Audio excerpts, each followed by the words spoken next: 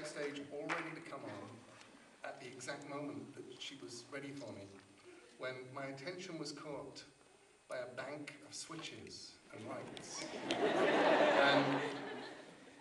and I saw the very best little printed out instructions, because there's a little bank of switches and then there's a typed thing next to them and it says, these switches do nothing at all.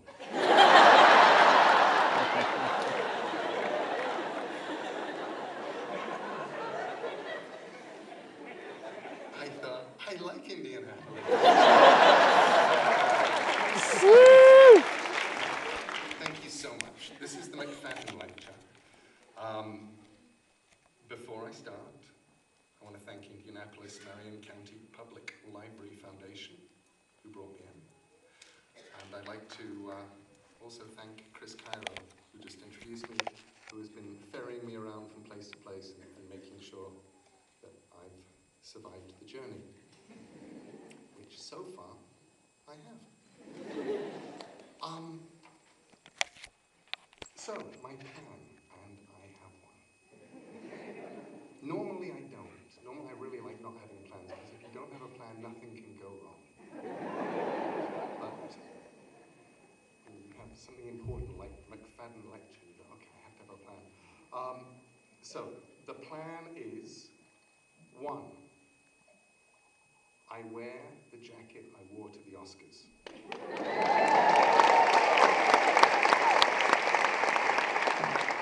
So, that part of the plan is done. I said that to somebody today, and she said, oh, like those brides who go skydiving in their wedding dresses. Exactly.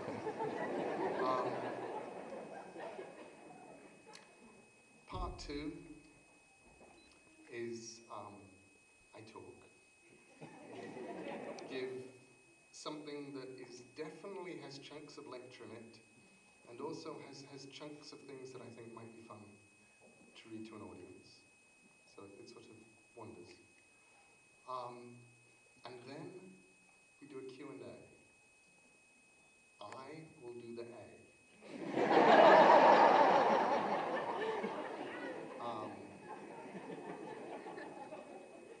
I asked if there was going to be like somebody with a mic running up and down, and I was told no. You do not believe in things like that in Indianapolis. Instead, we are going to do the much more healthy, can you say that a bit louder? We'll have some fun and we'll do some questions and answers. And then I will read something else at the end. And that's the plan. How does that sound? I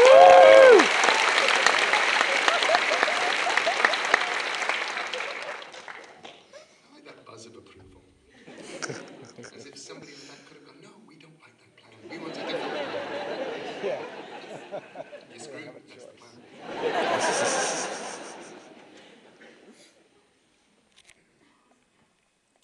When I grew up, I wanted to be a werewolf. Or a writer. But writer was definitely number 2. Werewolfing was an easy number 1. I expected that it would begin with the onset of puberty. Instead, I got a number of other things, all of them a lot of fun. I got everything pretty much except turning into a wolf when the moon was full. So far, I still haven't turned into a wolf. Not as far as I know. But I once dreamed I did, so I know what it's like.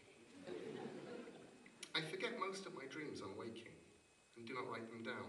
Fragments of them sometimes creep into stories, but writers cannibalize all of themselves for stories. And there's no reason that dreams should escape. However, most of the ones I can remember are plotless, set in huge houses I've never lived in, with rooms both topographically impossible and dark. Dreams and houses have always been linked for me, and I do not know why.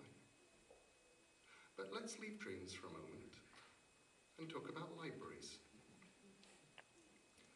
When I was a boy, from the ages of about 8 to 14, during my school holidays, I used to haunt my local library. It was 1.5 miles from my house, so I'd get my parents to drop me off there on their way to work, and when the library closed, I'd walk home. I was an awkward child, ill-fitting, uncertain, and I loved my local library with a passion. I loved the card catalogue, particularly the children's library card catalogue. It had subjects, not just titles and authors, which allowed me to pick subjects I thought were likely to give me books I would enjoy. Subjects like magic, or ghosts, or witches, or space. And then I'd find the books, and I'd read. But I read indiscriminately, delightedly, hungrily. Literally hungrily, although my father would sometimes remember to pack me sandwiches, which I would take reluctantly. You are never cool to your children. And I regarded his insistence that I should take sandwiches to the library as an insidious plot to embarrass me. But when I got too hungry, I would gulp my sandwiches as quickly as possible in the library car park before diving back into the world of books and shelves. I read fine books in there by brilliant and smart authors, many of them now forgotten or unfashionable, like J.P. Martin and Margaret Story and Nicholas Stewart Gray.